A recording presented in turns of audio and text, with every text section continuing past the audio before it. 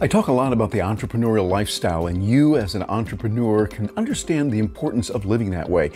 I also extend that to this made-up word that I use called Agorapreneurs. And what does that mean? In this video, I'm going to address the questions that many of you have had about what that is, what that entails with a lifestyle and living as an entrepreneur, and you're going to love it. This is an unusual video. It's going to be special, and it's just for you here on Agorapreneurs. Welcome to Agorapreneurs, standing for liberty and freedom, all done peacefully.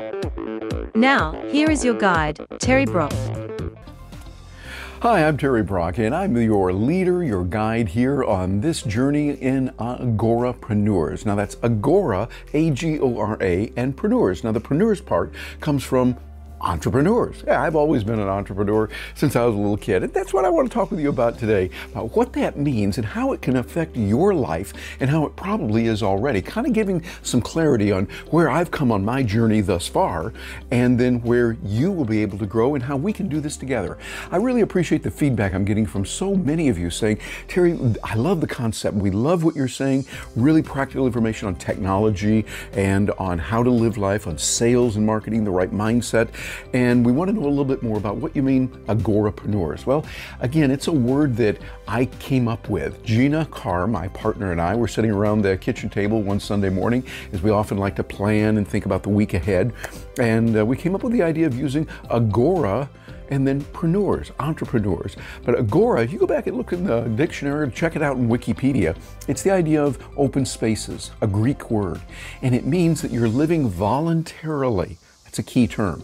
Voluntarily, and here's another key term, peacefully. Anything that's peaceful is a motto I like to use. That was a phrase, those three words, anything that's peaceful, that Leonard Read came up with. He was a founder of an organization called the Foundation for Economic Education. And I thought it was brilliant when I saw it the first time, and now I think about it even more. If something is done peacefully, that means, hey, people are getting along. You're not having that violence. You're not having those kind of nasty things that happen so often. And also, it encourages you to explore how you can live peacefully without coercion, but with persuasion. I did a video on that a while back, talking about the difference between coercion and persuasion. Everything's done one of those two ways. And you see, when someone says, I'm going to coerce you to do this, I'm going to do it because I know what's better for you, sounds like a politician, doesn't it? Yeah, they think they know better how to live your life than you do, and they're going to force that on you, using the force of guns as well. And I just think, oh, that's not quite the best way to do it. What if instead you use persuasion? And if someone says, no, I don't want to do it, and you know they really should, well, then you have an opportunity to still encourage them and be there for them in the long run. That's what being an entrepreneur is all about. And I think really when you get down to it, I'm just really being honest with you here on this one, as like I am on all of mine. But this one, we're going a little bit deeper in talking about the implications of it. I believe that by nature, we all are entrepreneurs. By nature, think back 1,000 years ago. You didn't have factories and offices that people would go to and work. Instead, each person made it on her or his own, doing what she or he wanted to do, basically. But they didn't have the opportunities that we did today. Many times, they operate on their little farm, or they do something with their crops that they would grow, or maybe some of the animals they tended, or whatever they did. And they would do that, but they had a king or a queen. And this king or queen felt that they were enlightened by God to rule over people, and they demanded of you, you had to give a portion of your crops to them, or any money that you got, you had to give it to them. They demanded it. And if you didn't, well, then they'd send out their soldiers and do bad things to you. Isn't that kind of what we do today? Yeah, and so I think we're still reflecting on some of it there, but I think we've come a long way, and we can still go a lot farther. Again, peaceful living means that you become the very best that you can be, doing your part to learn to grow. Historically, I think we all have been entrepreneurs. It's only been in the last few hundred years that we've seen people come in and build factories and then build offices and build others so that they become employees and be hired by someone. We saw a little bit of that, yeah, but largely it did not exist as much long, long ago. But I think because of technology today, we're coming back to it. Matter of fact, when you look at it, you think about a smartphone that we can have. Here's my iPhone 11, I love. I can take pictures with it, I can record audio, I can record video. I can connect with people around the world and do it very well. Another one, I got my iPad here. I love my iPad. And this is a great little one. I use it for reading. I use this for doing my PowerPoint, or excuse me, my Keynote slides, using Keynote, and tie it in with my eCam when I'm creating videos. You've seen some of those.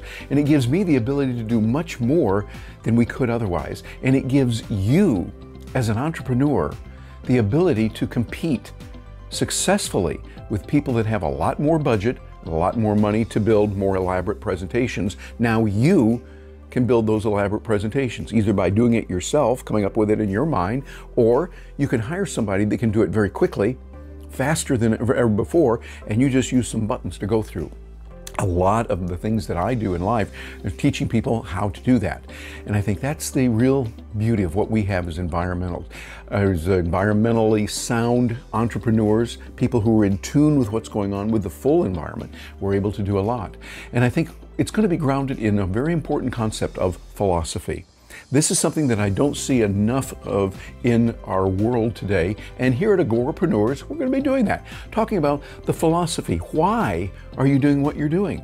For many people, it's because of their children or someone they love or maybe another cause. And I think those are noble causes, very good.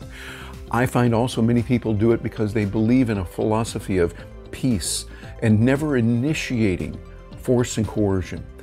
Now, you defend yourself. Yeah, when I talk about peaceful, some people think, yeah, but what if somebody attacks you? Well, you defend yourself, absolutely. But you live peacefully and voluntarily. That becomes the goal. And what we do is we orient toward that.